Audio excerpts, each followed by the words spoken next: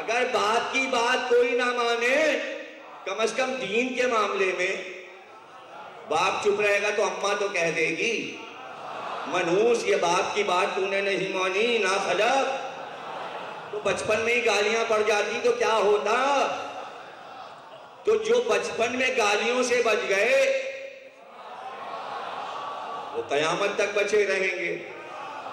तो ये नहीं पूछा जाता तो आपने हमने जो बचपन में वाकयात मोजिज़ात मासूमीन के बाप ने बता दिए तो क्यों एतमाद है? इसलिए कि हमारा बाप जो कुछ कह रहा है ये सच है, इसी ने हमें दीन समझाया।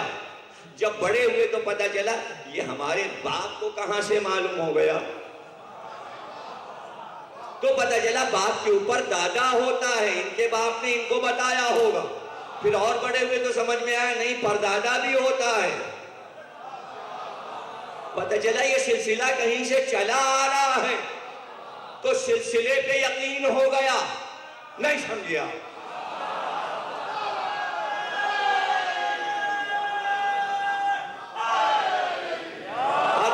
हर चीज किताब से नहीं देखी जाती। नैशापुर के रास्ते में 24,000 रावियों ने इमाम रिजा से पूछा कि हदीस सुनाइए ताकि लिख लें। आपने कहा ला इलाहा इल्लल्लाह, अल्लाह का एक कला है जो उसके अंदर आ गया उसके लिए अमन है, बेशर्तिहा व शुरूतिहा, लेकिन बगैर शर्त के उस कले में तुम नहीं जा सकते। पहली शर्त अलियन वलीउल्लाह है। लेकिन इमाम रिजा ने इस तरह नहीं सुनाया कि मैंने सुना अपने बाप से मूसी काजिम से, उन्होंने अपने बाप से सुना जाफर सादिक से, उन्होंने सुना मोहम्मद बाकिर से, उन्होंने सुना जैनुल आबिदीन से, उन्होंने सुना हुसैन से, उन्होंने सुना हसन से, उन्होंने सुना अली से, उन्होंने सुना रसूल से।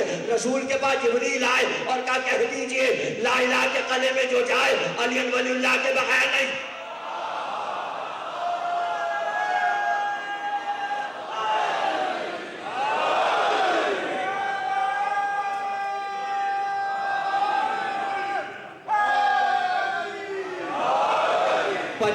हजार रावियों ने ये नहीं कहा था कि सिलसिला भी बताइए। इमाम ने बताया हमारे यहाँ कोई चीज बेशजरा नहीं है।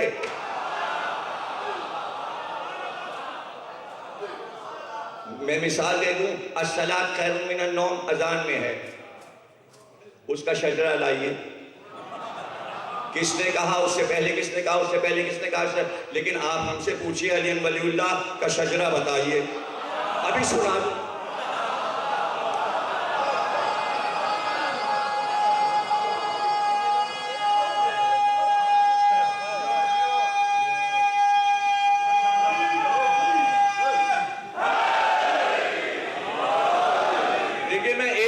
सुनाता हूं, 4 सत्रों की हदीस है। वैसे मेरी किताब जनाब सैयद अबी नासिर अब्बास ने ऐलान किया जो तारीख में फारसी अरबी दुनिया के तमाम मुल्कों में, ईरान, इराक, हिंदुस्तान, पाकिस्तान में सबसे ज़ख़ीम किताब है। 2000 सफ़ा जनाब सैयद अबी मैंने लिखी, उसको छपे हुए भी 4 साल हो रहे हैं। 5 कलर्स में छपी है, ऐसी किताब ही नहीं छपी।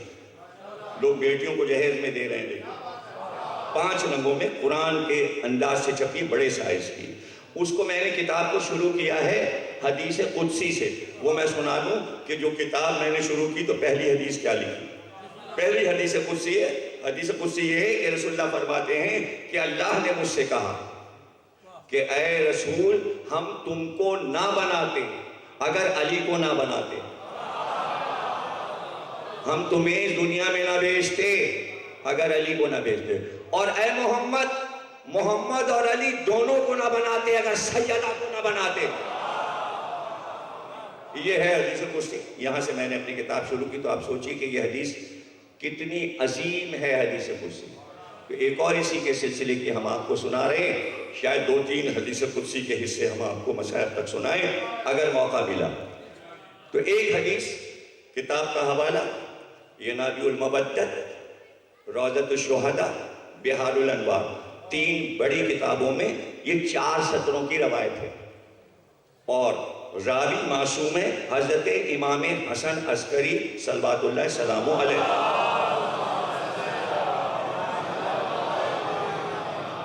भाई तकरीर में हमने 15 मिनट तो तुम्हारा अज़ा खाने के लिए, तो वो तो तुम्हारे हो गए। ये ना हो कि 1 घंटे पे पैर पकड़ के को उतरिए, ये ना, सलावत पढ़िएगा। इसलिए कि तकरीर देर में शुरू हुई है और अभी फजाइल शुरू नहीं हुई, और मजमा मूड में आए हैं। शुरू में तो सब ऐसे ही आए बाएं से हक बक बैठे, 15 मिनट तो मेरे ऐसे ही निकल गए। एक और सलावत पढ़िए। और घड़ी यहाँ की मैं देख नहीं पाऊंगा, मुझे नहीं पता 16 बजे क्या बजता है। मुझे तो बस वो 12 के बाद 1 2 3 4 5 बजे, यहाँ 12 के बाद 16 आ जाए, इसलिए मैं घड़ी भी पाकिस्तानी टाइम वाली अंदर रखी, और यहाँ का टाइम मुझे नहीं। तो जो है ना, इमाम फरमाते हैं कि जब अल्लाह ने आदम को बनाया तो दिल घबराया, तो जल्दी से हव्वा को बनाया। अब जो आदम ने पहलू में देखा तो खूबसूरत अजीब गरीब शय नजर आई।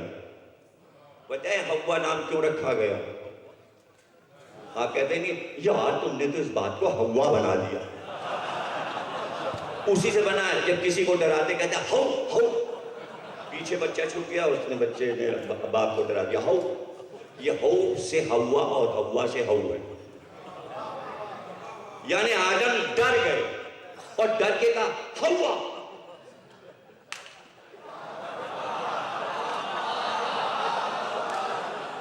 अल्लाह ने कहा चलो यही नाम रख दिया हव्वा, उनका नाम हो गया हव्वा। चूंकि आदम ने रखा था इसलिए कुरान में नाम आया, और अल्लाह ने फिर उनका कोई नाम रखा नहीं। बच्चे उन्हें जद्दे माजदा कहने लगे, जहां वो दफन हो गई उस शहर का नाम जद्दा हो गया। जद्दा माने दादी, जद्दा शहर है, वहां हव्वा की कब्र है, इसलिए उस शहर का नाम है जद्दा यानी दादी। जद्दा गए हैं कभी? मैं गया हूँ अशरफपड़ा, जद्दे में एक अशरफपड़ा, वहां जनाब हव्वा की कब्र बनी। इतनी बड़ी कब्र है कि जो नाक का हिस्सा है वहां एक बहुत बड़ा फूल बना हुआ है, यानी ये दरमियानी हिस्सा है जिसमें लोग जाते हैं, देखने के लिए जाते हैं। कहने लगे आदम, अरे ऐसी हसीन और खूबसूरत चीज तो मैंने देखी, क्या तुझ में कशिश है? वो दिन आज का दिन, सारे इंसान अपनी बीवियों पे मरे मिटे। आदम का असर, अच्छा वो चाहे जैसी हो सबको अपनी हूर लगती है। ये आदम से असर आ औलाद में। अल्लाह ने जिब्रील को भेजा, कहा बस हव्वा को देखकर तुम ये समझे कि ऐसे नक्श नहीं बनाए।